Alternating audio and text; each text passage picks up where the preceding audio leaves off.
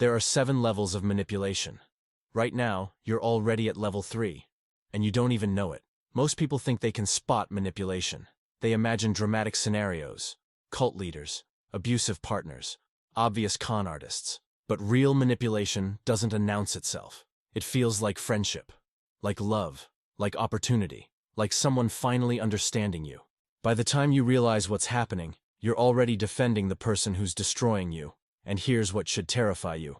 You'll fight anyone who tries to tell you the truth. Machiavelli understood this 5 centuries ago. Men are so simple of mind and so dominated by their immediate needs that a deceitful man will always find plenty who are ready to be deceived. He wasn't insulting you. He was warning you. So let me ask you something, and I want you to answer honestly. Not to me, to yourself. Which relationship in your life would you defend most aggressively right now? The one where you'd argue with friends who expressed concern? The one where you've already distanced yourself from people who didn't understand? That's the one you need to examine. Because that certainty you feel, that absolute conviction that this relationship is different, that's not clarity. That's level 5 talking. Let me show you how you got there. And more importantly, let me show you how to get out before it's too late. Level 1. Reciprocity engineering. It starts with a gift you didn't ask for. This doesn't feel like manipulation. It feels like kindness. Someone brings you coffee without asking. A colleague helps with your project unannounced. A new friend insists on paying for dinner. Don't worry about it, they say. You'll get the next one. But here's what you don't realize. You're now in debt. And that debt will be collected. Meet Marcus. His new coworker Sarah was friendly from day one. Bought him lunch the first week. Helped him with a presentation. Covered for him when he was late. Marcus thought, finally, someone genuinely nice. Then Sarah asked for a small favor. Could Marcus handle her client call? Just this once. She had a dentist appointment, except there was no dentist appointment. 6 months later, Marcus realized he'd been doing half of Sarah's job. When he tried to say no, he felt guilty. After everything she'd done for him, how could he refuse? This is level 1, and it works because humans are hardwired for reciprocity. When someone gives us something, even something we didn't want, we feel obligated to return the favor. Studies show people will comply with requests from someone who previously helped them, even when the help was unwanted or disproportionately small compared to what's being asked. Benefits should be conferred gradually, Machiavelli wrote, so that they may be better enjoyed. The manipulator understands the strategic value of calculated generosity. They're not being nice. They're making an investment. The trap. You don't see it as manipulation because it looks like normal social behavior. Calling it manipulation seems paranoid, ungrateful, cynical. But ask yourself, do you feel obligated to someone who keeps doing unrequested favors? Does saying no to them feel harder than with other people? Do they remind you of what they've done when you hesitate? That's not friendship. That's debt collection. The danger is this. You're already in debt, and you don't even know what you owe. But they do. They've been counting. And this debt, it compounds. Because every time you comply, you justify it by remembering what they did for you. You create your own narrative of obligation. They don't even need to remind you anymore. You remind yourself. Think about the coworker who always helps, then always needs help. The friend who insists on paying, then makes you feel guilty for not being available. The partner who gives expensive gifts, then expects you to accommodate their demands.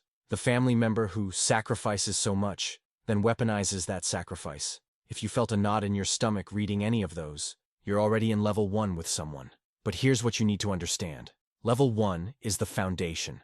Everything that follows is only possible because this level normalized the idea that you owe them something, and you're about to see how they collect. Level 2. Perception management. They're not lying.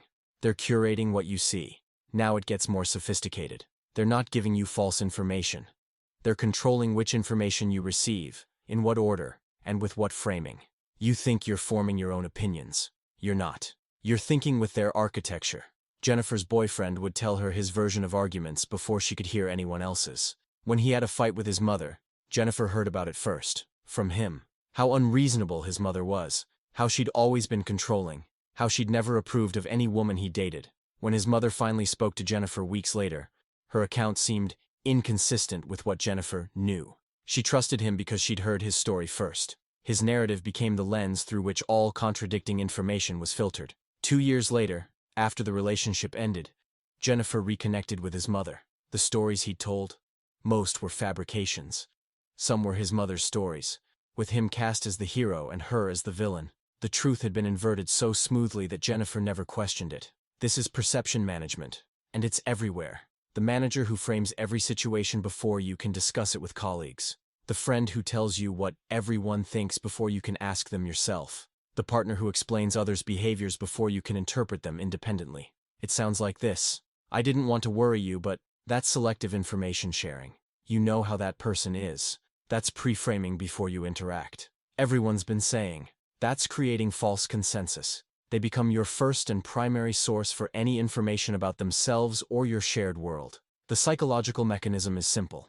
First mover advantage in narrative. Whoever frames the story first creates the reality. Everything that contradicts it must fight uphill against that established framework. Think about the boss who explains why someone was fired before you can talk to them. The friend who tells you their ex is crazy before you meet them. The partner who describes their family as toxic before you've spent time with them. Here's the warning sign. You find yourself explaining their behavior to others using their exact words and reasoning. You've become a spokesman for their narrative. The escalation is this. Unlike level 1's visible actions, this level controls the invisible. Your perception of reality itself. They're not changing what happened. They're changing what you think happened. They're not lying to you. They're teaching you how to see. And once you see the world through their lens, they don't need to convince you of anything anymore. You convince yourself. Machiavelli observed, everyone sees what you appear to be. Few experience what you really are. The manipulator creates the appear version so carefully that even you never experience what's really happening. Ask yourself right now, is there someone whose version of events you automatically accept? Do you defend them to others using their exact phrases? Have you noticed that everyone they conflict with is somehow the problem? Do you check in with them before forming opinions about situations involving them? If yes, they're not just in your life, they're in your head. And that's exactly where they need to be for level 3. Before we go deeper, you need to check something. Think about the person from the beginning, the relationship you'd defend most fiercely. Now answer honestly. Do you feel obligated to them in ways you don't with others? That's level 1. Do you automatically see situations from their perspective? That's level 2. If you answered yes to both, you're not just at level 2. You're ready to be pulled into level 3. And level 3 is where good people get trapped. Because level 3 weaponizes the best parts of you. Your empathy, your loyalty, your compassion. Everything that makes you good becomes the handle by which you're controlled. Don't believe me? Keep watching. Level 3. Emotional exploitation. Your empathy has become your vulnerability. This is where manipulation becomes psychological warfare. They're not asking anymore. They're making you feel like saying no would make you a bad person. David's business partner had a pattern. Every time David questioned a questionable business decision, money missing from accounts, deals made without consultation, clients being overcharged, his partner would have an emotional crisis. My father's in the hospital again. My marriage is falling apart. I'm dealing with depression. David, being compassionate, would drop his concerns to be supportive. After all, how could he press someone who was suffering? 3 years later, David discovered there'd been no hospital visits. The marriage was fine. And every crisis had coincidentally occurred within 24 hours of David raising accountability questions. The crises were manufactured. The timing was strategic. And David's kindness had been weaponized against him. This is level 3. And if you're a good person, you're vulnerable to it. It looks like this. Guilt manipulation. After everything I've done for you. Strategic vulnerability. Sharing trauma to create protective instincts. Playing victim to avoid accountability. You're attacking me when I'm already hurting. Love bombing, then withdrawal. Intense affection followed by cold distance to keep you anxious. Values weaponization. I thought you believed in forgiveness, in loyalty, in family. Think about the friend who shares a crisis every time you try to set a boundary. The partner who cries when you express needs, making you comfort them instead. The parent who reminds you of their sacrifices when you pursue your own path. The colleague who plays victim when called out, making you the bad guy for holding them accountable. The person who shares their trauma early and deeply, creating a sense that you're now responsible for their healing. The psychological bind works like this. Your values, kindness, loyalty, compassion, become the cage. Setting boundaries feels like violating who you are. So you don't. You tell yourself, they need me. I'm the only one who understands. They've been through so much. How can I abandon them now? But here's what you're not seeing. They share their vulnerability strategically, not authentically. Notice the timing. Notice the pattern. Notice who else they share with and when. Genuine vulnerability is shared for connection. Strategic vulnerability is shared for control. Research shows highly empathetic individuals are 3 times more susceptible to emotional manipulation. Not because they're weak, because they're good. They prioritize others' feelings over their own judgment. And manipulators know this. They can spot empathetic people immediately. We're the ones who apologize when bumped into, who stay late to help, who give second and third and fourth chances. We think we're being kind. They see a target. Machiavelli observed, men are driven by 2 principal impulses, fear and self-interest. But he missed a third. Some people are driven by their need to care for others, and that need can be exploited more powerfully than fear or self-interest. This is where good people become trapped. Not because they're naive, but because their virtue becomes the lock on their cage. Ask yourself, do you feel guilty when you prioritize your needs over theirs? Have you stopped sharing your problems because they have it worse? Do their crises always seem to happen when you need something? Are you exhausted from carrying their emotional weight? Do other people think you're being taken advantage of, but you defend the relationship?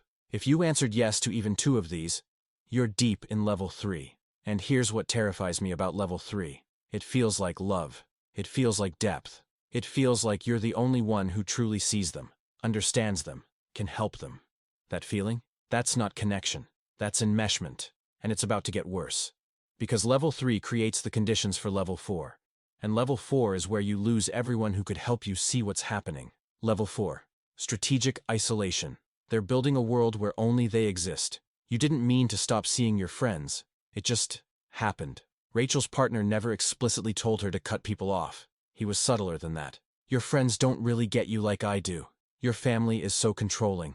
They just want to run your life. Your therapist is unprofessional. I looked up the reviews. Each statement seemed reasonable in isolation. Her friends did sometimes judge her. Her family could be overbearing. And sure, her therapist wasn't perfect. But over 18 months, something remarkable happened.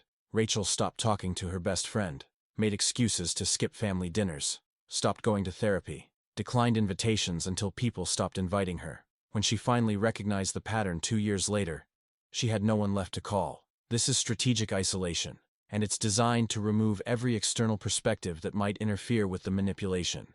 It looks like subtle criticism of your relationships. They don't really care about you like I do, creating conflicts between you and your support system, starting arguments at family events, being rude to your friends, monopolizing your time, constant communication, getting upset when you're unavailable, making plans that conflict with other relationships, making you choose repeatedly. It's your friend's birthday, but I really need you tonight. Rewarding isolation, punishing connection, being warm and loving when it's just the 2 of you, cold and distant when you maintain outside relationships. Watch for this progression. First, they express concern about specific people. I don't trust them. Then they interpret others' actions negatively. Did you notice how she looked at you? Next, they create situations that cause conflict.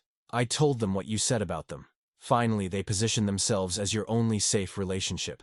Everyone else lets you down, but I'm always here. Why it works. Isolation happens incrementally. Each decision feels autonomous. I chose to skip that dinner.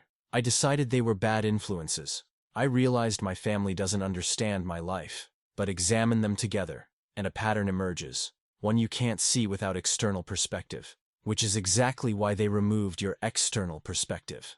Think about the partner who schedules trips during your family gatherings, the friend who makes you feel guilty for spending time with others, the boss who schedules important meetings during your personal commitments, the parent who guilts you about abandoning them when you maintain other relationships, the group that makes you prove loyalty by cutting off outsiders. The strategic purpose is clear.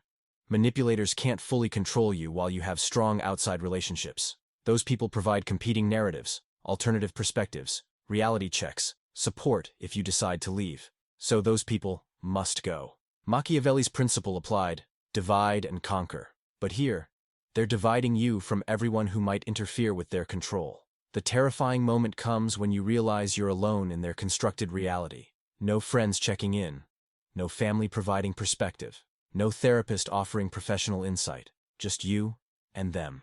And their version of reality becomes the only version available. Research on isolation shows the same pattern across abuse victims, cult members, and trafficking survivors. Isolation precedes the deepest manipulation, not as a coincidence, but as a prerequisite. You cannot gaslight someone who has 10 people confirming their reality. You cannot reconstruct someone's identity while they're surrounded by people who remember who they used to be. Isolation is the necessary foundation for what comes next. Ask yourself right now, have you distanced from people who once knew you well? Do you make excuses for why you can't maintain old friendships? Has your world become smaller, more centered on this one relationship? When you think about reaching out to old friends, do you feel guilt, anxiety, or shame? Have you heard yourself say, they wouldn't understand? If yes, you're at level 4, and you're dangerously close to the point of no return. Because level 4 is where escape becomes exponentially harder. You've lost the very people who could help you recognize what's happening. You're alone with someone who's been carefully constructing a version of reality, and now, without external anchors, they can start editing your memory itself. Welcome to level 5. This is where it gets truly dark. But before we continue, do this. Open your phone. Scroll through your contacts. How many people from 3 years ago could you call right now and have a genuine conversation with? How many people know the real you, not the version that exists in this relationship? If that number is less than 3, you're isolated, whether you meant to be or not. And isolation is the prerequisite for everything that follows. Because what comes next requires that you have no one to reality check with. No one to say, that's not how I remember it. No one to confirm that you're not crazy. Level 5 is where they start making you question your own mind. Level 5. Gaslighting and identity erosion. They're not changing your mind. They're deleting your memory. This isn't just manipulation anymore. This is cognitive warfare. Michael's boss would give him clear instructions via email. Handle the Johnson account this way. 3 days later, when the client complained, she'd call him into her office. Why did you do it that way? I specifically told you the opposite. Michael would show her the email. She'd read it and say, you're interpreting this wrong. That's not what this means. You're taking it too literally. This happened repeatedly. Different projects, different instructions, same pattern. Michael started recording conversations because he no longer trusted his own memory. Then he realized, if he needed to record conversations with his boss to prove reality to himself, something was deeply, fundamentally wrong. He wasn't losing his mind. Someone was taking it from him. This is gaslighting, and it's the most psychologically destructive form of manipulation. It looks like denying things you clearly remember. That never happened. Questioning your mental stability. Are you sure you're remembering this right? You've been stressed lately. Rewriting history consistently. I never said that when they did. Trivializing your perception. You're too sensitive. You're overreacting. You're being dramatic. Creating confusion about reality. Agreeing with you privately. Contradicting you publicly. Positioning themselves as your only reliable source of truth. Everyone else is lying to you, but I always tell you the truth. The progression works like this. First, they question specific memories. Are you sure that's what happened? Then they question your general perception. You always remember things wrong. Next, they question your mental health. I'm worried about you. You seem confused lately. Finally, they become your interpreter of reality. Don't trust what you think you remember. Trust me. Why it's devastating. Your sense of self depends on trusting your memory and perception. These are the foundational capacities that make you you. When those are compromised, your identity begins to fragment. You start questioning everything. Did that really happen, or am I misremembering? Am I overreacting? Maybe I am too sensitive. Why can't I remember clearly anymore? The psychological mechanism is brutal. Isolated from external validation at level 4, you have no one to confirm your version of events. Their version becomes the only version, and humans need coherent narratives to function. So when yours is constantly contradicted, you start adopting theirs, not because it's true, but because cognitive dissonance is unbearable. Your brain would rather accept their version than live in constant uncertainty about what's real. Think about the partner who swears they didn't say something hurtful, even though you remember it clearly. The boss who denies giving you an assignment, making you look incompetent. The friend who tells others a different story than what actually happened, making you look unreliable. The parent who rewrites family history, denying events you distinctly remember. The colleague who claims you agreed to something you definitely didn't. Warning signs you're being gaslit. You constantly second-guess yourself. You apologize for things that aren't your fault. You feel confused most of the time. You have trouble making simple decisions. You wonder if you're too sensitive or too dramatic. You've started keeping records of conversations. You feel like you're going crazy. Research shows gaslighting victims display symptoms similar to PTSD because their fundamental sense of reality has been traumatized. Brain scans show increased activity in anxiety centers and decreased activity in areas responsible for self-assessment. Your brain is literally changing in response to the manipulation. Machiavelli's dark insight applies here. Everyone sees what you appear to be. Few experience what you really are. But at level 5, even you no longer know what you really are. Your internal sense of self has become so unstable that you rely on them to tell you who you are, what you remember, what's real. The horror is this: you're not just doubting specific events anymore. You're doubting your capacity to perceive reality accurately. The foundation of your consciousness is cracking. And this creates the condition for level 6. Because once you don't trust your own mind, once you've lost faith in your ability to interpret reality, you need someone else to do it for you. Level 6. Identity reconstruction. You're still you, except you're not. Emma's friends watched her transform over 2 years, and it was terrifying. The vegetarian who became a meat eater because her partner mocked weak dietary choices. The progressive who started parroting conservative talking points. The ambitious professional who quit her career because corporate work is soulless. Her boyfriend's exact phrase. When confronted, Emma insisted these were her authentic realizations. Her friends saw someone else's thoughts coming from Emma's mouth. She sounded like him. She reasoned like him. She even used his speech patterns. The Emma they knew was gone. And a new Emma, one constructed in his image, had taken her place. This is level 6. Complete identity reconstruction. Let's review the architecture. Level 1 and 2 controlled your choices and perceptions. Level 3 controlled your emotions. Level 4 controlled your relationships. Level 5 controlled your memory and sense of reality. Level 6 controls your identity itself. It looks like adopting their beliefs as your own, suddenly agreeing with political views you once opposed, defending their actions with their reasoning, using their exact arguments to justify their behavior, changing core values to align with theirs, abandoning principles you once held dear, seeing the world through their interpretive lens, automatically framing situations as they would, becoming dependent on them for meaning and purpose. Your goals are now their goals. Your personality increasingly reflects theirs. Friends say, "You've changed." The transformation markers are clear. Your vocabulary shifts to mirror theirs. Your opinions on topics you once cared about now match theirs. You've abandoned hobbies, interests, or values they criticized. You find yourself defending positions you don't actually believe in. Your life plans now center entirely on them. You can't remember what you wanted before you met them. Why, it's nearly irreversible. You're not being held prisoner. You've become the architecture of your own prison. Your beliefs, values, and identity now maintain the manipulation without external input. They could disappear tomorrow, and you'd continue their patterns. Because they're not their patterns anymore. They're your patterns. They've been integrated into who you are. The mechanism is this. With perception compromised at level 5 and no external anchors from level 4, you filled the void with the only available framework. Theirs. Your brain needs coherence. It needs a stable sense of self. So it reconstructed you using the only building materials available. Their beliefs, their values, their worldview. Think about the cult member who adopts the leader's entire ideology. The abuse victim who defends their abuser's behavior. The MLM recruit who starts sounding exactly like their upline. The employee who absorbs a toxic manager's worldview. The family member who becomes a carbon copy of a dominant parent. Research on identity reconstruction shows that change happens gradually through thought reform, destabilization, breaking down the old identity at levels 1 through 5. Then reconstruction, building a new identity at level 6. Then reinforcement, making the new identity permanent at level 7. Ask yourself these painful questions. Have your core values shifted to match theirs? Do you defend them with arguments you don't fully believe? Would your friends from 5 years ago recognize your beliefs? Have you abandoned parts of yourself they criticized? Do you see the world through their eyes now? Can you remember who you were before them? If you answered yes to more than 3, your identity has been reconstructed. The ultimate manipulation is this. You now manipulate yourself on their behalf. They don't need to convince you anymore. You convince yourself. They don't need to isolate you. You isolate yourself. They don't need to control you.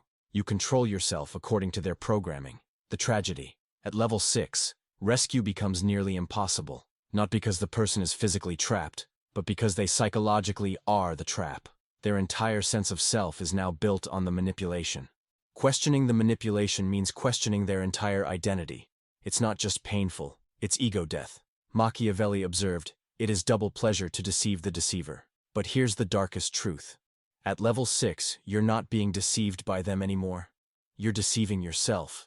You've become both the deceiver and the deceived. The chilling observation. People at level 6 don't need rescue. They resist rescue, aggressively, because their identity now depends on maintaining the manipulation. Friends and family who try to help are seen as threats, enemies, obstacles to their happiness. And this brings us to the terminal stage, the point where victims become perpetrators, where the manipulated become manipulators. This is the most important question you'll answer. Can you remember who you wanted to be before this relationship? Not who they want you to be, not who you've become, who you wanted to be, your dreams, your goals, your values, your personality. If you can remember clearly, you're not at level 6 yet. There's still time. If you can't remember, or if remembering feels like recalling a stranger, you're deep in level 6. And if the question itself makes you angry, if you're thinking, this is who I really am now, you might already be at level 7. Level 7, the willing evangelist. You've become the manipulation you once suffered. This is the terminal stage, the point of no return for most people. At level 7, you're not just defending your manipulator, you're recruiting for them, you're becoming them, the cult member who recruits family members. Not because they're forced to, but because they genuinely believe everyone needs to experience this. They've found truth, and they want to share it. The MLM victim who aggressively pitches to friends, burning through relationships, unable to hear no, convinced that people who reject the opportunity are negative or don't understand.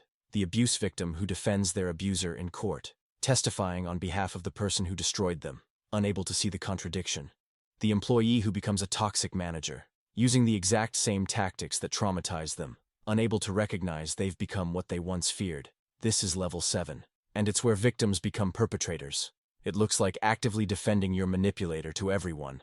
You don't understand them like I do, recruiting new victims into the system. You should meet them. They changed my life. Teaching others the manipulator's ideology, spreading their beliefs as truth, attacking those who question the relationship, cutting off people who express concern, sabotaging your own escape attempts, finding reasons to stay whenever you briefly see clearly, becoming a manipulator yourself, using their techniques on others. Complete fusion of identity with the manipulative system, unable to separate yourself from them. The final transformation. You're not just thinking their thoughts, you're spreading them. You're not just defending their actions, you're replicating them. You've internalized the manipulation so completely that you now export it. You're not defending yourself anymore. You're defending the system that consumed you. Think about the person who brings their friends into an abusive group, the employee who trains new hires using toxic methods, the family member who teaches younger relatives the same dysfunctional patterns, the partner who treats their next relationship exactly like they were treated, the student who becomes a teacher and replicates an abusive mentor's methods. Why it's the terminal stage. At level 7, the manipulation has become self-replicating. You maintain it, defend it, and spread it without any external input needed. The psychological paradox is brutal. Questioning the manipulation now means questioning your entire reconstructed identity, plus all the harm you've caused others while under its influence. It's not just ego death. It's confronting that you've become a perpetrator, that you've hurt people, that you've recruited others into the same trap. Most people cannot bear this realization, so they don't. They double down. They go deeper. They become more devoted, more aggressive, more evangelical. The mechanism of spread works like a virus. Level 7 victims target vulnerable people like they once were. They use the same techniques that worked on them. They genuinely believe they're helping. They create new victims who eventually reach level 7. Those victims recruit others. The manipulation becomes exponential. Research on cult deprogramming shows that even when physically removed from manipulative environments, level 7 victims often return voluntarily. Why? Because their entire identity is built on the system. They've hurt people while in the system and can't face that guilt. The outside world now seems foreign, threatening, wrong. They've burned bridges with everyone who could support their exit. Leaving means admitting they were wrong, about everything. Machiavelli's ultimate observation. The wise man does at the beginning what the fool does at the end. But at level 7, the end is becoming the very thing that destroyed you. The tragedy is this. You had virtues that made you vulnerable to manipulation. Empathy, loyalty, compassion. Now you've become someone who exploits those same virtues in others. The kind person who became cruel, the honest person who became deceptive, the victim who became the victimizer. Most disturbing reality. Many manipulators aren't psychopaths who never felt empathy. They're former level 7 victims who never escaped. They simply switched roles. The abused became the abuser. The manipulated became the manipulator. This is how generational trauma spreads, how toxic systems perpetuate, how manipulation reproduces itself across time and relationships. Warning signs: you're at level 7. You're actively bringing others into the relationship or group or system. You attack people who express concern more aggressively than they attacked. You use manipulation tactics on others that you'd never have used before. You're teaching others the way things should be, using their framework. You can't imagine life outside this system. You've become what you once would have feared. Deep down, you know something is wrong, but you're in too deep to admit it. Ask yourself the hardest question. Have you started treating others the way you were treated? Have you recruited people into something you're not sure about yourself? Have you defended actions that, if you're honest, made you uncomfortable? If yes, you're not a victim anymore. You're a perpetrator. And that's the most painful truth of level 7, the final horror. At level 7, even if you escape, the damage doesn't end. You carry the guilt of everyone you hurt, everyone you recruited, everyone you manipulated while thinking you were helping them. Recovery from level 7 isn't just about healing yourself. It's about confronting the harm you caused, making amends where possible, living with guilt where amends aren't possible. This is why level 7 is terminal for most people. The cost of awakening is too high, so they stay asleep forever, spreading the manipulation until it destroys them completely. The counterintuitive truth. Here's what no one wants to tell you.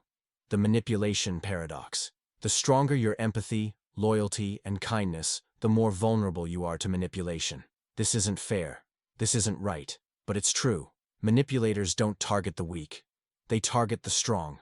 They target people with deep empathy, can be made to feel guilty. Strong loyalty won't abandon easily. High conscientiousness will work to fix things. Desire to help can be positioned as a rescuer. Conflict avoidance won't establish boundaries. If you're reading this and thinking, that's me, you're exactly who manipulators look for. Why good people fall hardest.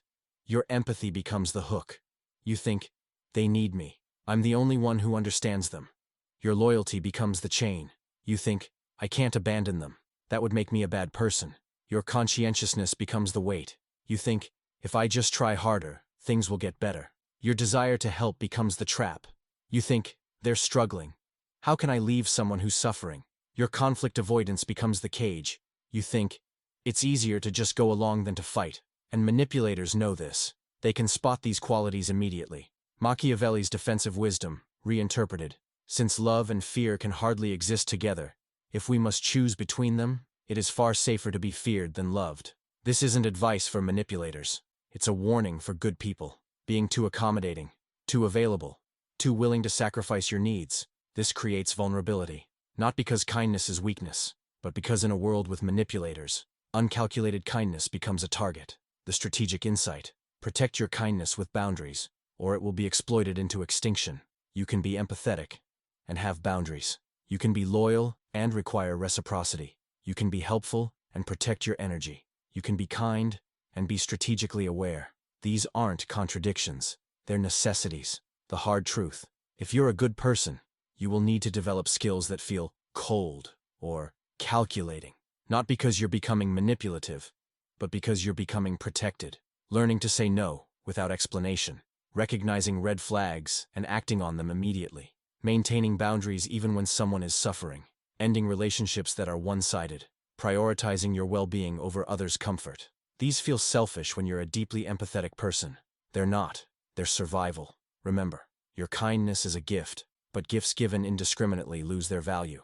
And manipulators will take everything you're willing to give, then demand more. Be kind, but be wise. Be compassionate, but be boundaried. Be generous, but be selective. The world needs your empathy, but it needs you intact to give it.